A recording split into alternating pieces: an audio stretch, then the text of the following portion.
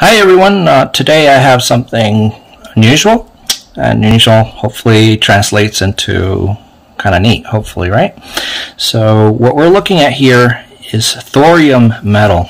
This is one of the unicorns of the periodic table, as you know, speaking from the point of view of collectors. Anybody who wants to get a piece of thorium metal, if you've been in this game, you know that it's practically impossible to find. And here we have a rather significant amount of it. These little discs are made of pure thorium metal. That's not something that you find every day. They're quite beautiful. They are made by a person on the internet. I hope he doesn't mind that I give out his name. His name is Dan Visine. He's a very smart person who took the trouble of doing a distillation. And somewhere on the internet, I believe I can find his link on how he does this and gives an explanation. He's a really good presenter. Really enjoyed his video on how he prepared this metal, but this is a one-off. He says that it's a very difficult process. It's expensive and no fun at all. So I asked him how much he wanted for his entire batch, and well, we struck a deal, and this is it. He spent a lot of hours putting all his efforts into making this beautiful metal that is very rarely seen in the collecting world, or anywhere else for that matter, outside of a nuclear laboratory. Now, thorium is a metal that is radioactive, and when people hear that, the uninitiated believe, oh my God, radioactive, how is he holding it like that? Isn't he afraid of getting cancer or sprouting an extra set of eyeballs or something? No, thorium happens to be a very weakly radioactive metal. It's so weak, in fact, that you could use this as shielding for actual radioactive metals. And that's because it barely gives off any radioactivity, because it has a very, very long half-life. So the longer the half-life, the less harmful. That's a general rule. There's different types of radioactivity and so on, but I'm not going to get into that right now. Just know that this particular metal is not something to be too squeamish about owning, because it's not going to harm you, as long, and I've said this in other videos, as long as you don't break it down into little dust particles and breathe it in. That would be bad, or even ingesting it. So you would want to keep this away from kids. There's never a good reason to, experiment by putting it inside your body. But holding it is not a big deal. It's going to be an expensive acquisition for sure. This runs at somewhere around $800, I want to say, $900 a gram.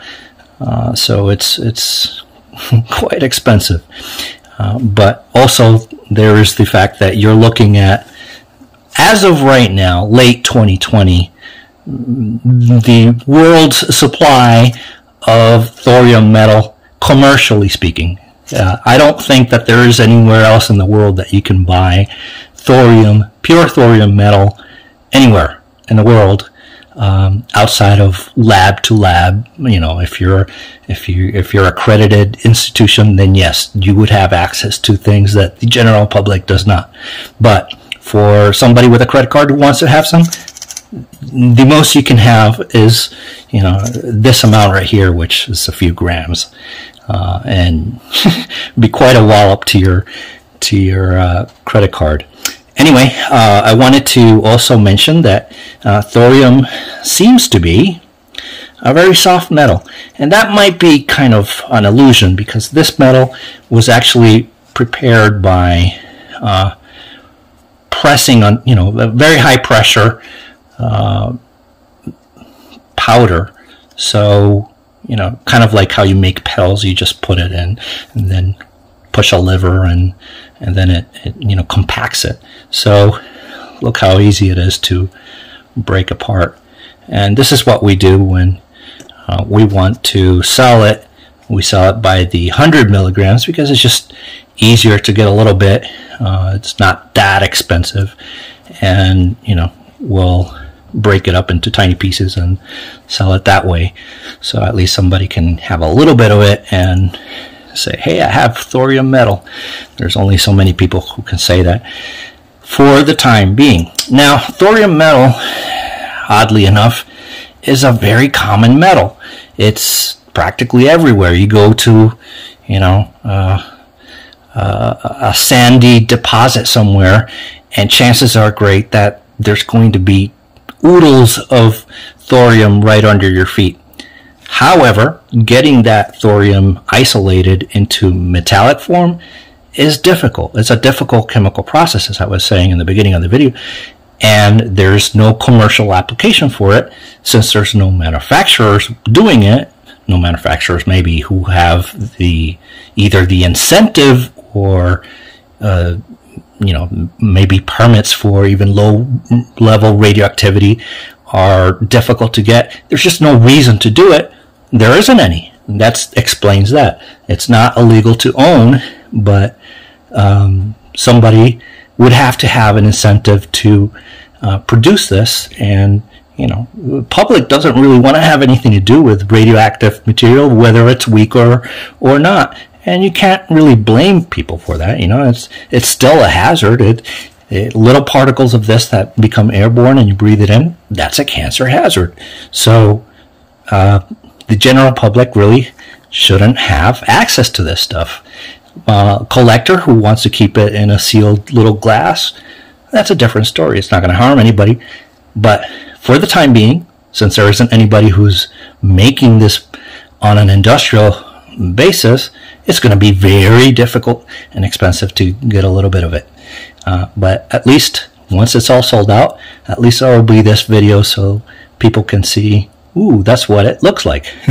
It's a dense, meaning, very heavy metal, and it's shiny. It's supposed to be kind of vulnerable to the elements. It's supposed to be kind of delicate and lose that luster, but so far it's been like this for a few months and not lost its metallic luster. So that's more or less all I have to say about thorium, which is a particularly difficult element to get from the periodic table. I hope you enjoyed this little presentation.